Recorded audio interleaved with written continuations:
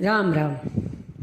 शिव पुराण के अनुसार 12 ज्योतिर्लिंगों में से सोमनाथ ज्योतिर्लिंग भगवान शिव का प्रथम ज्योतिर्लिंग है। सोमनाथ ज्योतिर्लिंग की कथा इस प्रकार है। प्रजापति दक्ष ने अपनी सभी 27 पुत्रियों का विवाह चंद्रमा के साथ कर दिया। इससे वे बहुत प्रसन्न थे।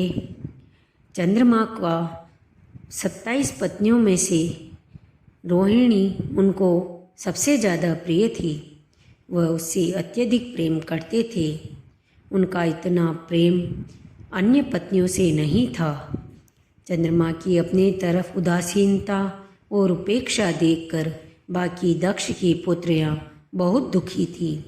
एक दिन वह सब अपने पिता दक्ष के पास गई और अपनी व्यथा सुनाई। अपनी पुत्रियों की दुख व चंद्रमा का दुर्व्यवहार सुनकर दक्ष बड़े दुखी हुए। उन्होंने चंद्रमा से भेंट करके उनको समझाया कि हे चंद्रदेव, तुमने निर्मल और पवित्र कुल में जन्म लिया है, फिर भी तुम अपनी पत्नियों के साथ भेदभावपूर्ण व्यवहार करते हो। तुम अपनी सभी पत्नियों में किसी को अधिक प्रेम करते हो और किसी को कम। ऐसा क्यों? आप यह व्यवहार उचित नहीं है। जो व्यक्ति अपने आत्मीय जनों के साथ विषमतापूर्वक व्यवहार करता है उसे नरक में जाना पड़ता है। इस प्रकार प्रजापति दक्ष ने अपने दामाद चंद्रमा को समझाया, परंतु इतना समझाने पर भी चंद्रमा के व्यवहार में कोई परिवर्तन नहीं आया। रोहिणी के प्रति अतिशय आसक्ति के कारण वो अपने कर्तव्यों से विमुख ही रहे।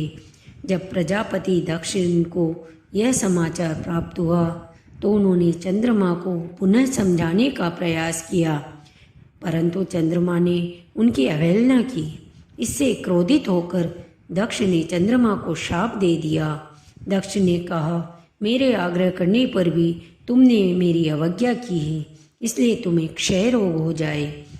दक्ष द्वारा शाप देते ही चंद्रमा क्षय रोग से ग्रसित हो गए।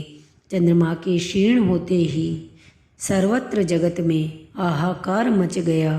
इंद्रादि देव तथा सभी ऋषि मुनि ब्रह्मा जी की शरण में गए। ब्रह्मा जी ने कहा कि दक्ष के दिए शाप को पलटा नहीं जा सकता, परंतु यदि चंद्रमा देवताओं के साथ कल्याणकारक शुभ प्रभा क्षेत्र में चले जाए तथा विधि पूर्वक महामृत्युंजय मंत्र का अनुष्ठान करते हुए भगवान शिव की आराधना करें। ब्रह्मा जी की आज्ञा पाकर चंद्रमा और सभी देवता प्रभा क्षेत्र में पहुंच गए और भगवान शिव की आराधना करने लगे।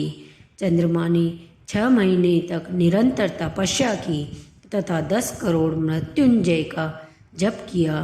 चंद्रमा की तपस्या से प्रसन्न होकर भक्तवत्सल भगवान शिव प्रकट हुए तथा चंद्रमा से वरदान मांगने को कहा।